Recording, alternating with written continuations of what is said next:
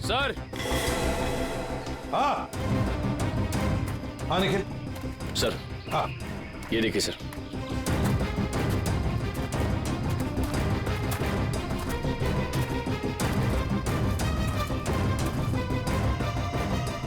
MS01 Y 5371। Sir ये तो वही सफेद कार है जो उस गैरेज से बेची गई थी। देखो जरा, गाड़ी साफ करो अच्छी तरह से।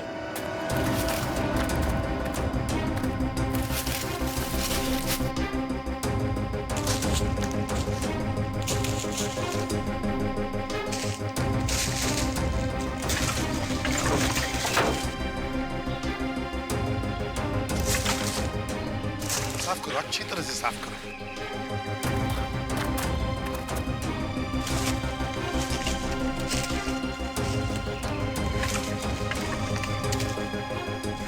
सर।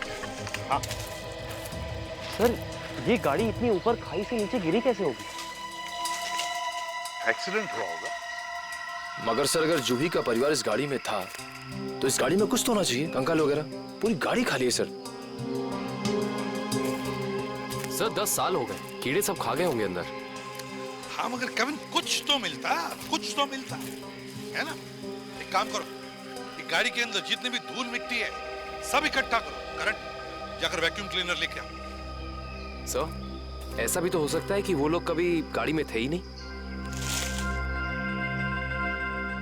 केविन ये भी तो हो सकता है कि गाड़ी के अंदर जितने भी परिवार वाले थे उनकी लाशों को कहीं और फेंक दिया और गाड़ी को यहाँ खाई में लाकर नीचे ढकेल दिया।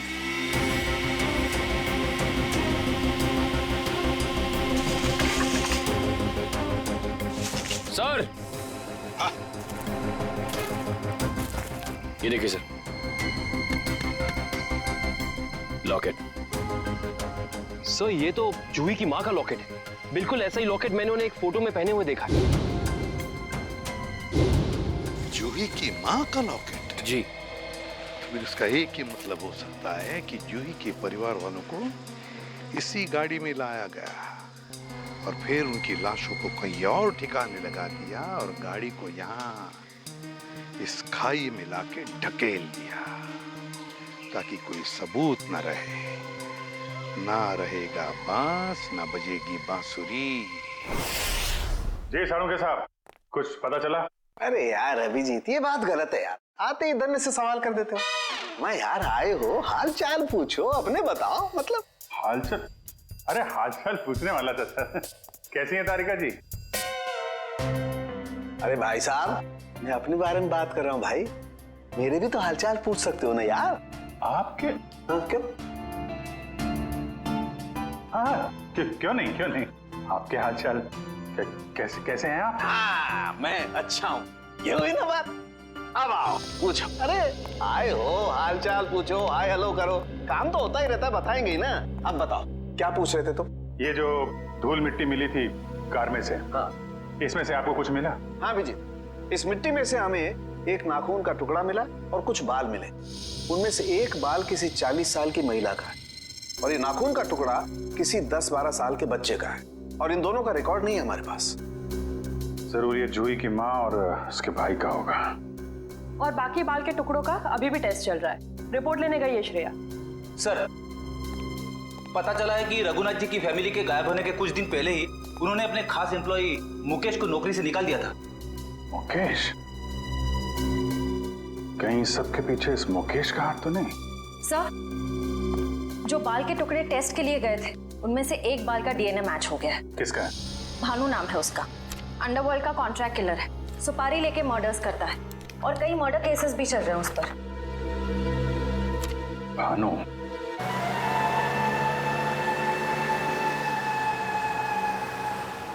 मुकेश तुम्हें पूरा यकीन है ये बाइक वाला आदमी भानु ही है? हाँ सर, सिग्नल तो यही बता रहा है। हाँ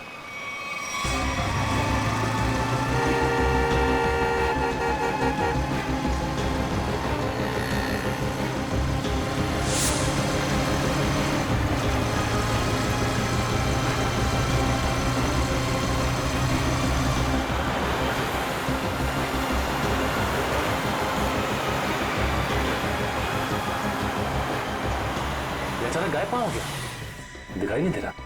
ओह माय गॉड। सर गोली चली यहाँ से। आज हम आपको सच्ची घटनाओं पर आधारित टीवी शो क्राइम इंडिया की शूटिंग दिखा रहे हैं। क्राइम इंडिया के इस एपिसोड की कहानी रघुनाथ और उसके परिवार की है, जो आज से 10 साल पहले अखबारों की सुर्खियों में छाई रही। 5, 4, 3, 2, 1, एक्शन। वेलकम फ्रेंड्स, आपका स्वागत है क्राइम इंडिया के नए शो में। ये कहानी बहुत ही रोमांचक और रहस्य से भरी है। ये कहानी 10 साल पहले शुरू हुई इस बंगलो से। यहाँ रहते थे मिस्टर रघुनाथ अपने परिवार के साथ। एक खुश परिवार। फिर सारी खुशियाँ एक पल में छिन गयी। 10 साल पहले इसी दरवाजे से रघुनाथ की 21 साल की बेटी अपने घर प्रवेश करती है, जहाँ उसे अपने पिता का सामना करना पड़ता है, जो थोड़े गुस्से में थे क्योंकि जूही अपने दोस्त के बर्थडे पार्टी से लेट वापस आई। पिता की प्रताड़ सुनते ही जूही अपने पिता को समझाने की कोशिश करती है कि पार्टियों में तो अक्सर देर हो सकती है, उसमें इतना अपसेट नहीं होना चाहिए। रघुनाथ अपनी बेटी की बात सुनते ही चिल्लाने लगते हैं। जूही पिता का डर सह नहीं पाती। वो अपनी भरी आंखों से अपनी कमरे की तरफ भागती है। कमरा बंद किए बिना खाए पिए जूही सो जाती है। इसका हम नाट्य रूपांतरण करते हैं।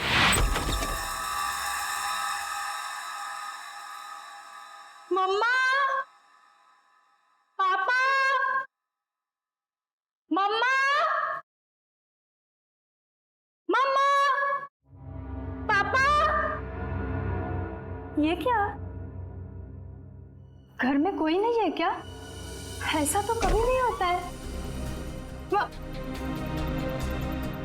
मम्मी, मम्मी, पापा, ये क्या?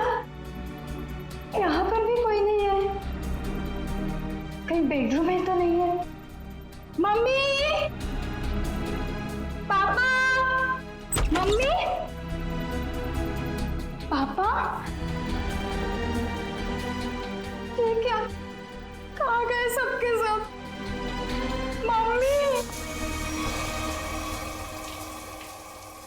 मम्मी, आप यहाँ पर हो? मैं कितनी परेशान हो गई थी पता है? मम्मी, मम्मी,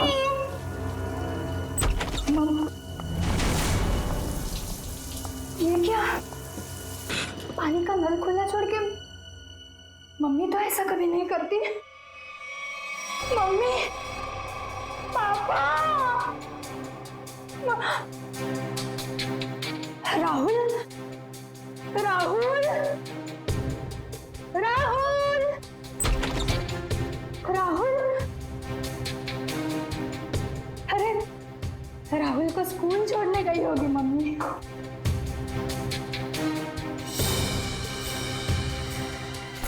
राहुल का स्कूल बैग? मम्मी राहुल को स्कूल छोड़ने गई। राहुल भी नहीं है। मम्मी, पापा, पापा की गाड़ी।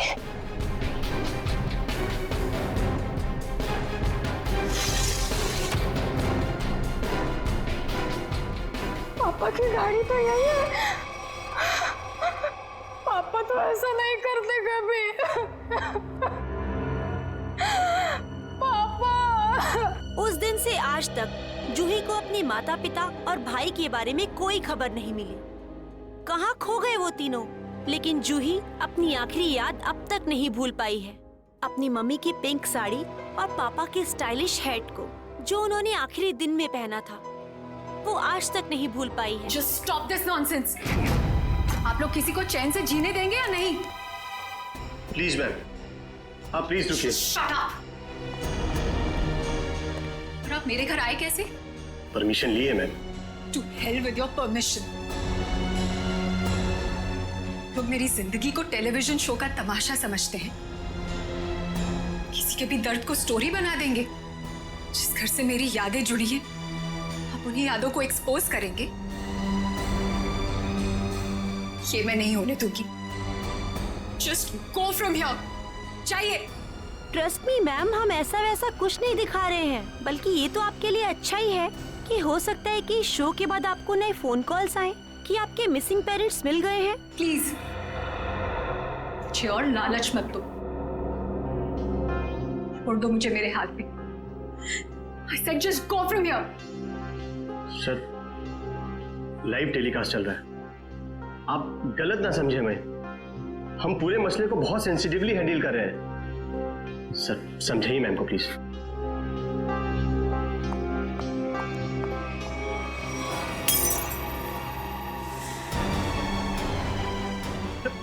समझाइए इन्हें कि क्या करिए। तुम लोग जाते हो यहाँ से या मैं अपनी जान लूं? छोड़ो मुझे, छोड़ो मुझे, छोड़ो तुम मुझे। आज अपनी जान लेके दिखाऊंगी। उदय, उदय, कितना खून निकल रहा है। बैकअप, बैकअप, चलो चलो चलो, इन्हें हॉस्पिटल लेके चलो। चल चल।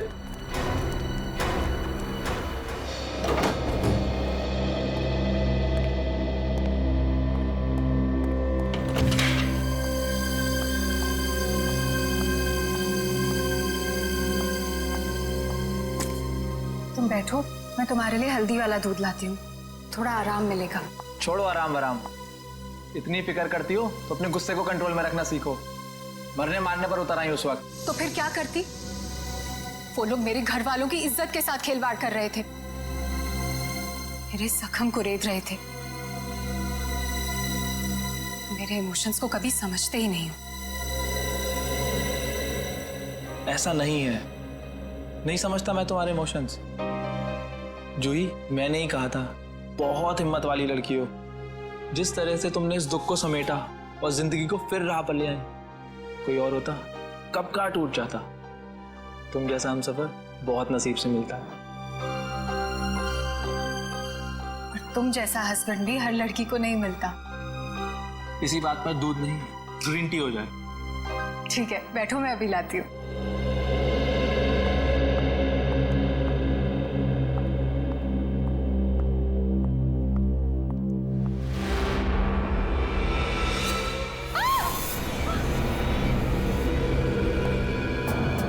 क्या हुआ जूही?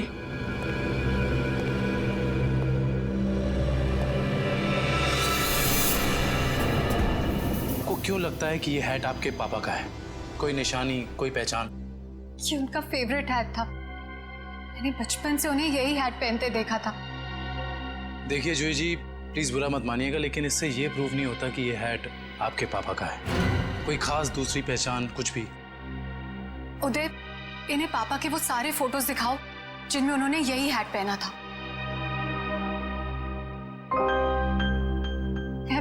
मैं पापा से कई बार कहती थी कि ये हैट पुराना हो गया है, इसे फेंक दो। पापा कहते थे मेरा सर भी पुराना हो गया है, उसे भी फेंक दूं क्या?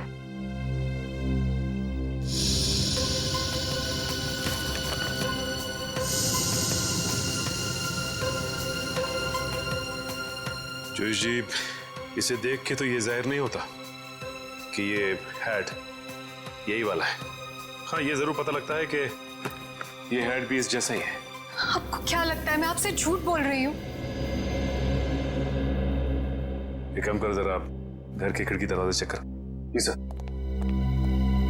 जूही जी, आप जो कह रही हैं वो तो हम मान लेते हैं, लेकिन ये हैट यहाँ पे आया कैसे? अपने आप तो नहीं आया। जी सर, किसी ने तो इसे यहाँ रखा ही है।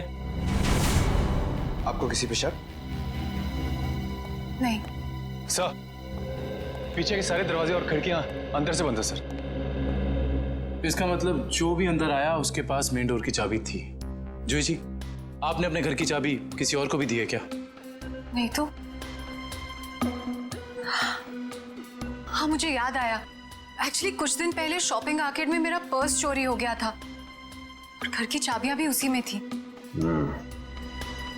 बड़ी लंबी प्लानिंग की गई है, लेकिन 10 साल बाद ये हैट यहाँ रखने का क्या मतलब हो सकता है?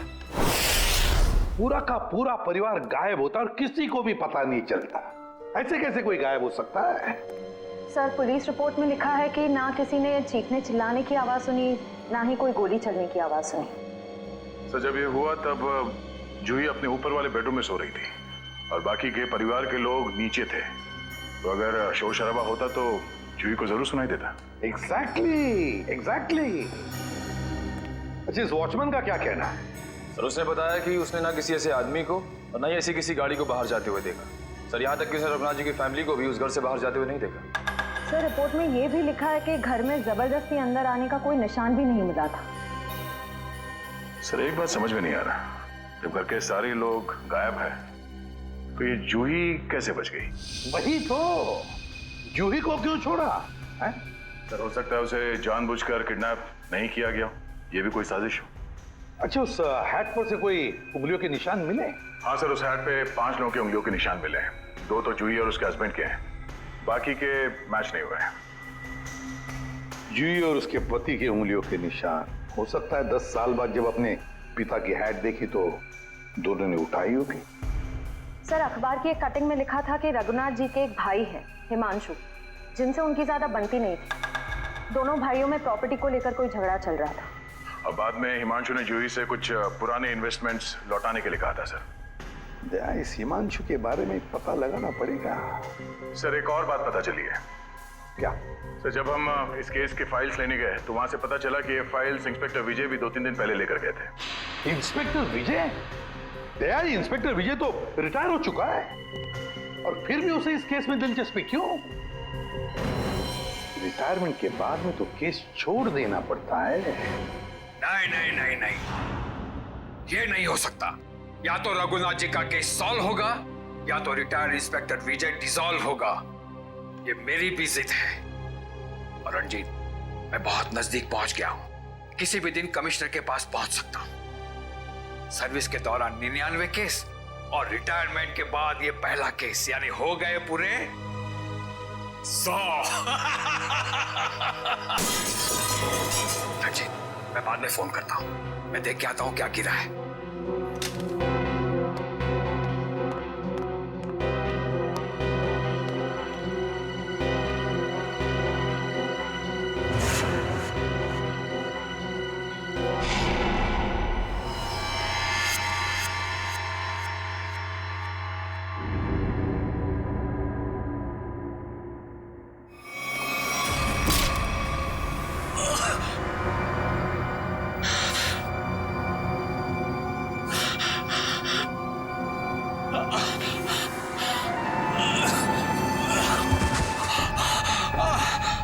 इंस्पेक्टर विजय, शायद तू भूल गया है कि अभी तो इंस्पेक्टर नहीं है, रिटायर्ड इंस्पेक्टर हो गया है। बस अब तेरी कहानी खत्म।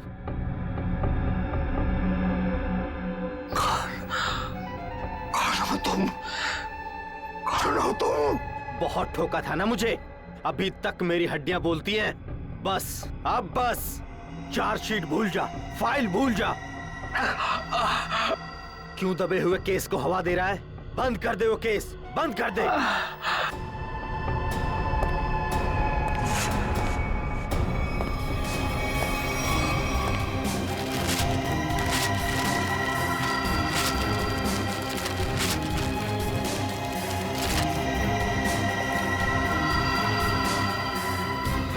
रघुनाथ भाई साहब को गुजरे तो तकरीबन 10 साल हो गए, और अब तो सिर्फ उनकी यादें हैं। हम जानते हैं जो भी हुआ, लेकिन उनके केस के बारे में कुछ नई बातें सामने आई हैं, तो सोचा क्यों ना आपसे ही पूछ लें। नई बातें आप लोगों को पता चली है और आप पूछना मुझसे चाहते हैं? आप कुछ टेंशन में लग रहे हैं। मैं टेंशन में नहीं तो। दरअसल भाई साहब को गुजरे इतने साल हो गए, और आज आप लोग आए भाई साहब के बारे में इंक्वायरी करने के लिए। चलिए उनके बारे में नहीं तो आप ही के बारे में बात कर लेते हैं।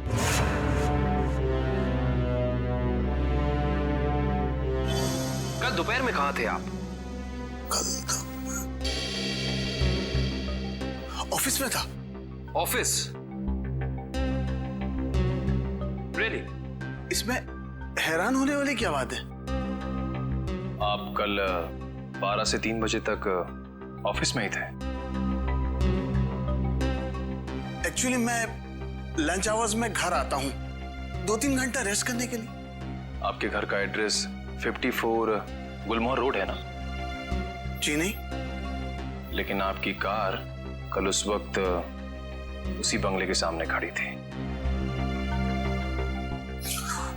उफ, मेरी याददाश्त। दरअसल मैं सठियाने लगा हूं। मैं कल रुक गया था एक दोस्त के यहाँ, वो भी वहीं गुलमोहर में ही रहते हैं। मिस्टर हिमांशु जी, झूठ बोल रहे हैं आप।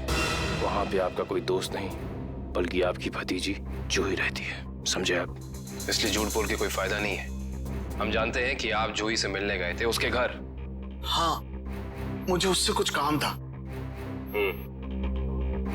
काम था इन्हें? हाँ, फिर आप उससे मिले क्यों नहीं? बल्कि आप तो छिपते छिपाते उसके घर गए, उसके किचन के प्लेटफॉर्म पे उसके पिता रघुनाथ जी की हैट रखी और बड़े आराम से वहां से निकल गए। क्यों? हैट? कौन सा हैट? मिस्टर हिमांशु, आपको लगता है कि आप ऐसी गोल गोल बातें करके सीआईडी से बच सकते हैं? कसम से, ना तो मैं भाई साहब की किसी हैट के बारे में जानता हूं और ना ही उनके लापता होने के बारे में। हिमांशु जी, ये क्या है?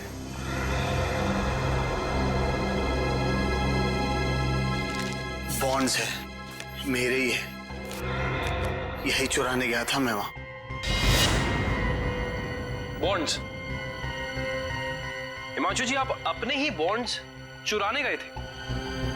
मिस्टर हिमांशु, आप क्या बचपन से ही ऐसी बेफिजूल की पहेलियां बुझाते रहते हैं?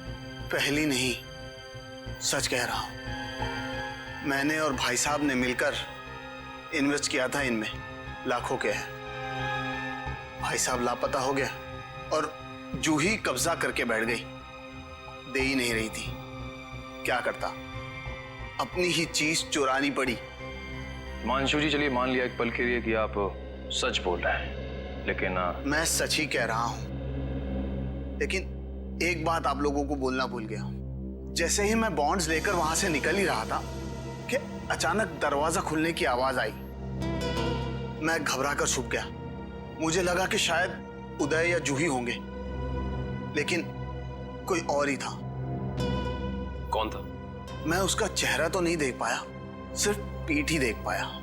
लेकिन इतना तो तय है कि वो उदय नहीं था, क्योंकि वो उदय से काफी लंबा और तगड़ा था।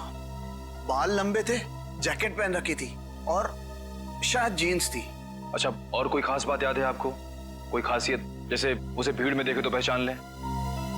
हाँ, उसके शूज क्रोकोडाइल लेदर के थे। Crocodile leather?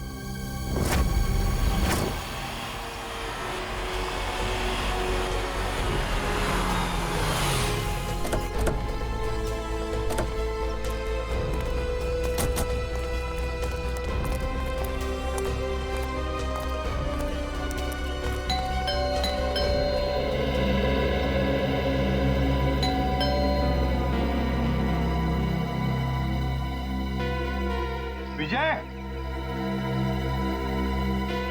Vijay, Vijay sir. Sir दरवाजे में से धुआं आ रहा है सर। माय गॉड, दुष्यंत दरवाजा खोलो। विजय, विजय, विजय, विजय, पेपर जल रहा है, जल्दी से बुझा दें। Yes sir. Vijay, Vijay sir.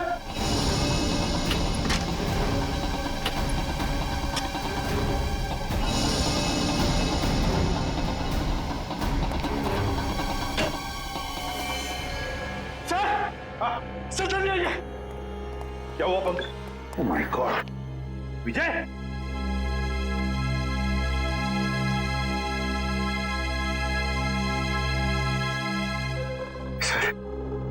Sir ये मर चुके हैं।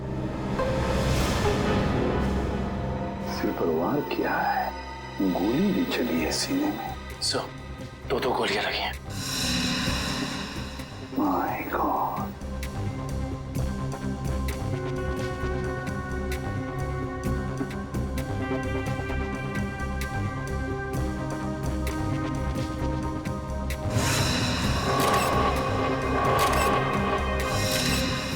पंकज, पलटो इन्हें।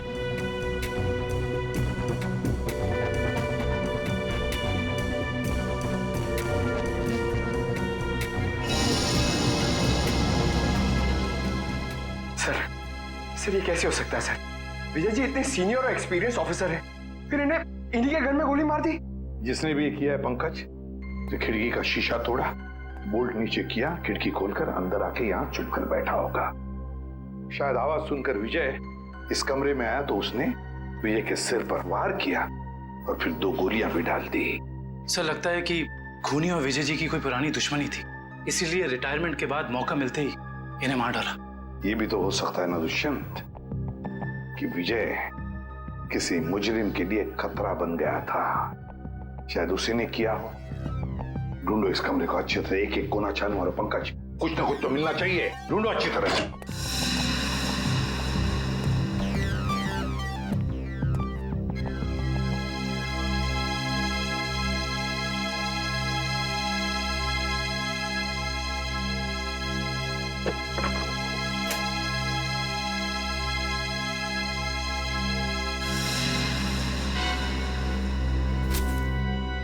सर, हाँ ये देखिए, रघुनाथ जी की केस फाइल, लेकिन इसमें कोई पेपर नहीं है सर।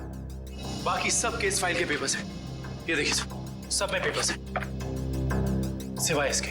तो भी दुष्यंत, इसका एक ही मतलब है, इसके अंदर जो पेपर्स है वो वहां जलाए जा रहे थे। कोई नहीं चाहता था कि रघुनाथ के केस के बारे में हमें कुछ पता चले। सर, हाँ सर, विजय जी का मोबाइल मिला और आखिरी कॉल उन्होंने किसी अनुज को किया था। तो फोन करो इस अनुज को।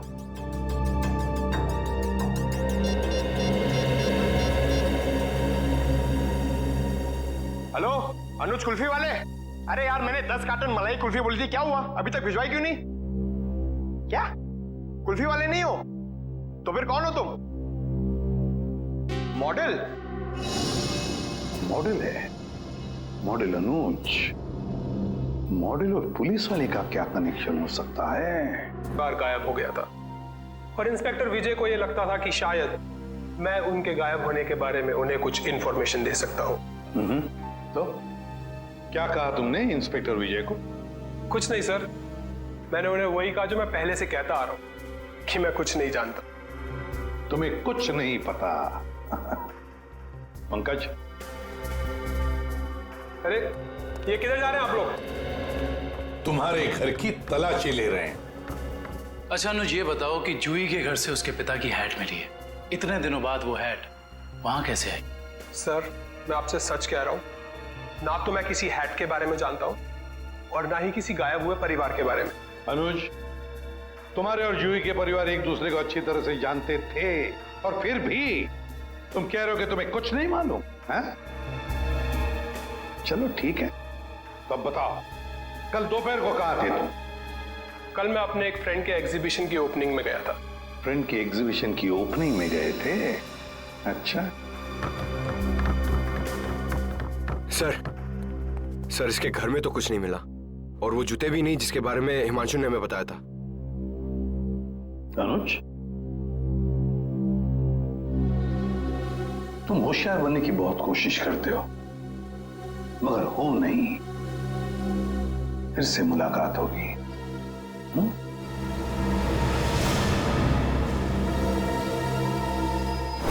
तो समझ में नहीं आ रहा ये आदमी चाहता क्या है। जो एक तरफ वो जूही के घर में हैट रखता है और दूसरी तरफ विजय को मारकर केस के फाइल्स, पेपर्स और फोटोज मिटा देता है।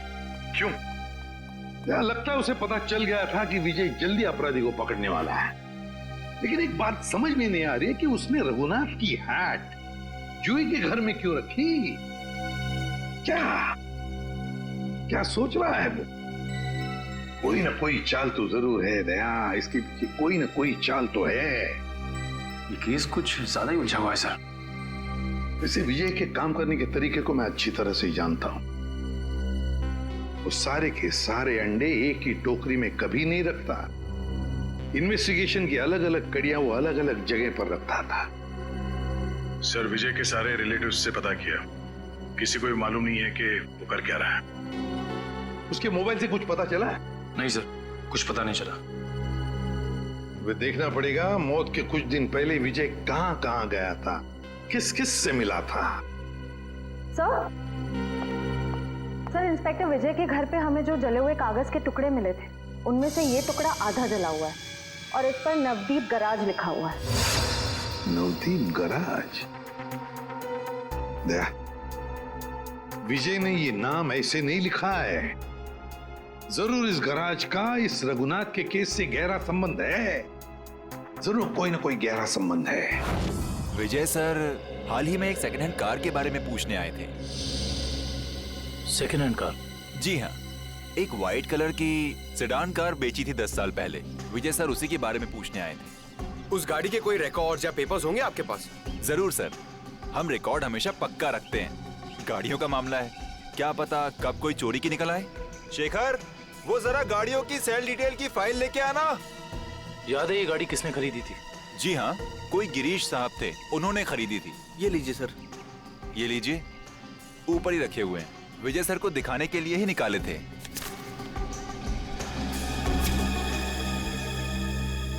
ये देखो, ये कार 14 अप्रैल 2004 को बेची गई थी। रघुनाथ जी के गायब होने के ठीक 2 दिन पहले सर? राइट।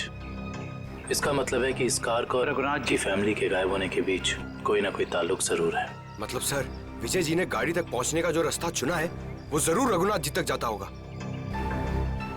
एक काम करते हैं, पहले तो आरटीओ से ये पता करते हैं कि ऐसी किसी कार का रजिस्ट्रेशन हुआ था या नहीं, और विजय जी के मोबाइल पोजीशनिंग रिकॉर्ड से ये पता करते हैं कि पिछले दिनों वो कहाँ गया था।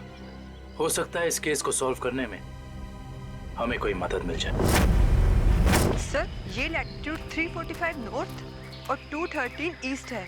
सर, एग्जैक्ट वही लोकेशन है जो विजय जी के मोबाइल फोन में स्टोर है। सर, विजय जी इस जंगल में यहाँ आए थे, लेकिन उन्हें यहाँ मिल के सकता था। करण, वो जरूर इस केस से जुड़े हुए कुछ सबूत ढूंढने के लिए यहाँ आया। ये भी तो हो सकता है कि वो उस सफेद गाड़ी के पीछे आया हो। लेकिन सर, ये जंगल बहुत दूर तक फैला हुआ है, कई किलोमीटर तक। ऐसे में इस जंगल की कॉम्बिंग कर पाना थोड़ा मुश्किल होगा सर। हाँ, मुश्किल हो सकता है, मगर नामुमकिन भी तो नहीं। दिव्या, ये कितना एरिया छान मारा था उसने? सर, यहाँ से 200 मीटर के घेरे में। 200 मीटर? बस तो फैल जाओ चारों तरफ।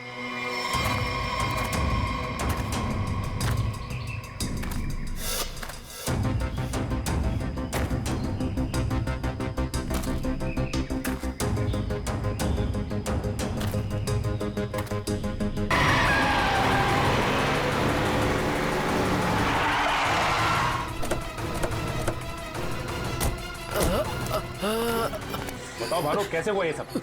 बोलो भानु, कैसे हुआ? बोलो Bhanu. Tiger point. Tiger point पे क्या भानु? भानु, माय गॉड, ये तो मर चुका है।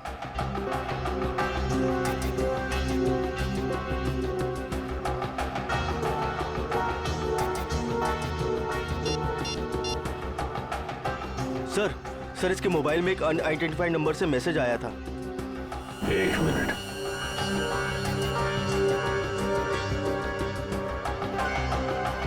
मैसेज? एक काम करो, पता लगाओ कि ये नंबर है किसका। रघुनाथ जी की कंपनी में 20 साल पूरे काम किया हूं मैं। फ्लोर मैनेजर था, प्रोडक्शन, लेबर सब मैं ही संभालता था। तो तुम्हें नौकरी से क्यों निकाल दिया मुकेश? जी, सच तो ये है कि दोनों पार्टनर्स में यानी कि कुमार साहब और रघुनाथ जी के रिश्तों में दरार आ गई थी। दरार? इस दरार की वजह क्या थी? जी, वो कुमार साहब को लगा कि रघुनाथ जी उनके साथ कुछ धोखा कर रहे हैं। चोरी छिपे कुछ डीलिंग्स भी कर लेते हैं। और इसलिए कुमार ने तुम्हें रघुनाथ पर नजर रखने के लिए कहा। जी हाँ, मैं रघुनाथ जी की हर खबर कुमार साहब को देता था। वो किससे मिलते हैं, क्या डील करते हैं, क्या लेन देन है, सब। और जब रघुनाथ ने तुम्हें पकड़ लिया ये सब करते हुए, तो उन्होंने तुम्हें काम से निकाल दिया। जी हाँ। और उसके ठीक 1 साल बाद में कुमार जी और रघुनाथ जी ने अपनी पार्टनरशिप खत्म कर दी। जी हाँ, ये तो होना ही था। अच्छा, वैसे इंस्पेक्टर विजय क्या जानना चाहते थे तुमसे? जी, वो कुमार साहब के एक्सीडेंट के बारे में पूछने आए थे, जिनमें उनकी बच्ची और बीवी भी चली गई थी। और इंस्पेक्टर विजय को ऐसे लगता था कि ये एक्सीडेंट नहीं बल्कि एक मर्डर है। जब पार्टनरशिप रही नहीं तो मर्डर की भी बात नहीं आती। जी दोनों पार्टनर अलग भी इस तरह हुए जैसे रजामंदी नहीं थी और फिर दोनों एक ही बिजनेस में कंपटीशन करने लगे और वो भी इस तरह के जैसे एक दूसरे को बर्बाद कर देंगे। और हाँ, कुमार साहब की मौत के बाद सबसे ज्यादा तरक्की और फायदा रघुनाथ सेठ को हुआ। कुमार की मौत का सबसे ज्यादा फायदा हुआ रघुनाथ को। सबसे ज्यादा फायदा। इस कुमार फैमिली के एक्सीडेंट के सारे डिटेल्स निकालो, देखे तो सही कि क्या ये वाकई एक्सीडेंट था या फिर। सर, आपको क्या लगता है कुमार की फैमिली की मौत के पीछे क्या रघुनाथ का हाथ था? कविन, रघुनाथ को बिजनेस में कुमार से फायदा हुआ, इसका मतलब ये नहीं कि रघुनाथ ने कुमार को मारा होगा। Okay, thank you so much. लेकिन क्या पता चला एक्सीडेंट के बारे में? सर, मिस्टर कुमार हर रोज की तरह ऑफिस से घर पहुंचे। घर से वो लोग एक रिसोर्ट के लिए निकले। उनकी पत्नी ने एक सरप्राइज वेकेशन प्लान किया था क्योंकि अगले दिन मिस्टर कुमार का बर्थडे था। वो लोग उसी रिसोर्ट में बर्थडे सेलिब्रेट करने वाले थे। जब ये जा रहे थे, इनका बच्चा भी इनके साथ में था और उसी दौरान ये एक्सीडेंट हुआ। किस्मत भी अजीब खेल खेलती है, जहाँ एक पल खुशियाँ थीं, अगले ही पल मातम छा गया। सर, लेकिन ये एक्सीडेंट हुआ कैसे होगा? गाड़ी का अचानक ब्रेक फेल हो गया। मिस्टर कुमार की गाड़ी की स्पीड बहुत तेज थी, वो गाड़ी को काबू में नहीं कर पाए और गाड़ी लुढ़कते लुढ़कते खाई में जा गिरी। कार के ब्रेक्स अचानक फेल हो गए। अचानक, बड़ी अजीब बात है। सर, गाड़ी बिल्कुल नहीं थी। मिस्टर कुमार ने एक हफ्ते पहले वो गाड़ी खरीदी थी, तो ब्रेक फेल होने का सवाल ही पैदा नहीं होता सर। वही तो सर, ऐसा भी तो हो सकता है कि कुमार की ही फैमिली के किसी मेंबर ने रघुनाथ की फैमिली से बदला लेने के लिए ये सब किया हो। कुमार परिवार की मौत के 20 साल बाद कौन बदला लेना चाहता है? जहां पर एक्सीडेंट हुआ वहां पर मिस्टर एंड मिसेस कुमार की लाश मिली थी, बच्चे की लाश नहीं मिली है ना? एक मिनट। क्या हुआ सर? गाड़ी घुमा लो। काबिन, पता चल गया ये खूनी कौन है।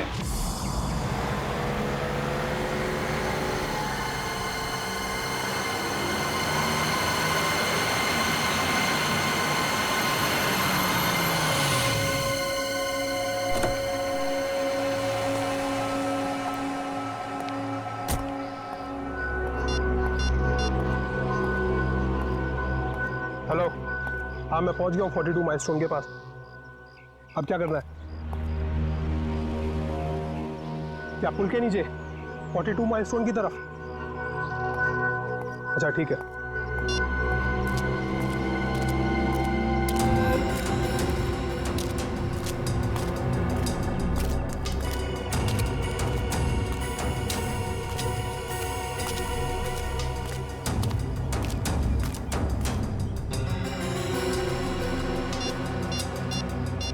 हेलो, हाँ आप किधर आना है?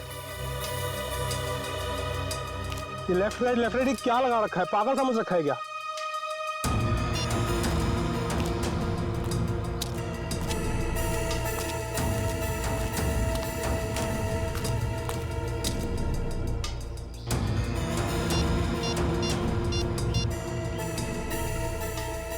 हेलो, मुझे क्या पागल समझा है क्या? तब से इधर उधर घुमा रही है। चुपचाप सामने आ जा, नहीं तो मैं वापस चला जाऊंगा। इधर मेरा मुंह खुला और तुम जेल के अंदर। इसलिए जल्दी से सामने आ और मुझे मेरा रोकड़ा दे ताकि मैं जाऊं यहां से। मैं जा रहा हूं। घबराओ मत अनुज, तुम्हारा पैसा पेड़ के पीछे रखा है।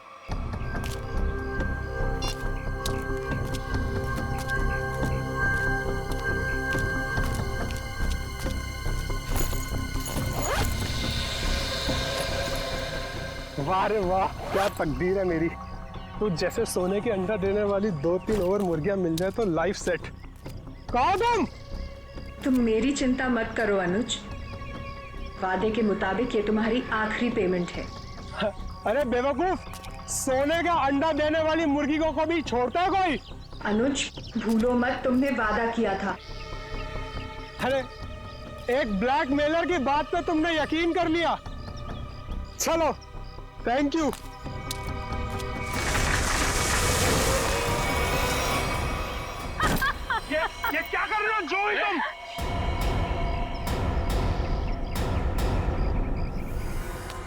समझते हो अनुज? तुम मुझे ब्लैकमेल करते रहोगे और मैं सहती रहूंगी? हमसे उस्तादी बहुत भारी पड़ेगा तुमको। Shut up. यहाँ वही होगा जो मैं चाहूंगी।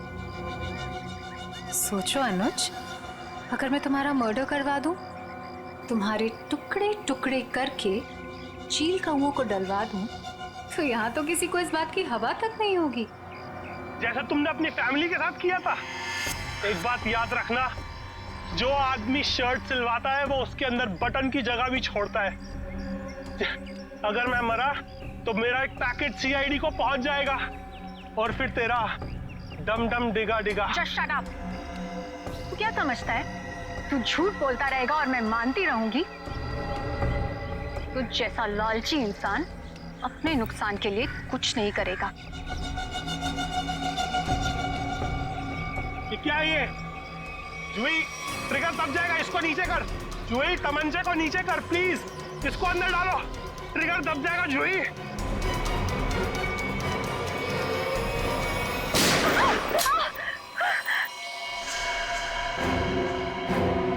सीपी सर, आप तो आखिर आपको पता चल ही गया। खिलौना तुम्हारे हाथों में अच्छा नहीं लगता। अपने लोगों को कह दो चुपचाप हमारे हवाले हो जाए। देख क्या रहे हो? भूल दो एसीपी को।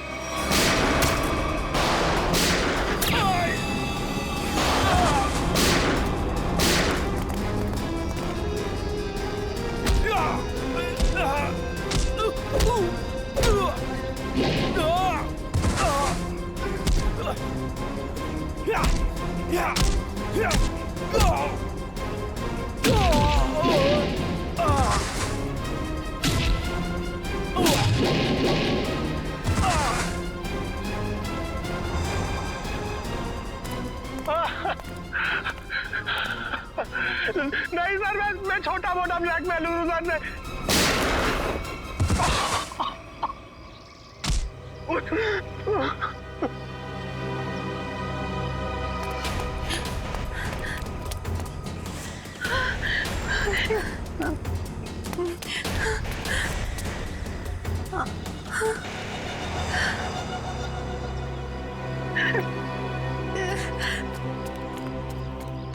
देखो इस प्यारी बिटिया को जिसने अपने माता पिता का खून कर दिया। बताओ क्यों मारा तुमने अपने माता पिता को? वो मेरे माता पिता नहीं थे, उन्होंने सिर्फ मुझे गोद लिया था। मेरे असली पापा मिस्टर कुमार थे, जिनकी मौत एक कार एक्सीडेंट में हुई, और वो एक्सीडेंट रघुनाथ ने करवाया था। और अपनी माता पिता की मौत का बदला लेने के लिए तुमने रघुनाथ और उसकी बीवी को मारने का प्लान बनाया, और उसके लिए तुमने भानु को पैसे भी दिए, है ना? हाँ, और भानु ने उस काम को पूरा अंजाम दिया। उसके बाद तुमने भानु के हाथों विजय जी को मरवा दिया, और फिर भानु को भी अपने रास्ते से हटा दिया। हाँ, क्योंकि मैं अपने खिलाफ कोई सबूत नहीं छोड़ना चाहती थी। तो सारे इल्जाम अनुज पर आ जाए, है ना? और अनुज, तुम जूही के घर पे रघुनाथ जी की हैट रख के तुमने एक बंद केस को खोल दिया। चोर चोर मौसेरे भाई, वाह रे वाह। लेकिन एक बात याद रखना, मुजरिम चाहे कितना भी चालाक हो, उसका आखिरी ठिकाना तो जेल की चार दीवारी में भी होता है। अब जेल की सलाखों के पीछे सड़ते बैठना फांसी का ऑर्डर आने तक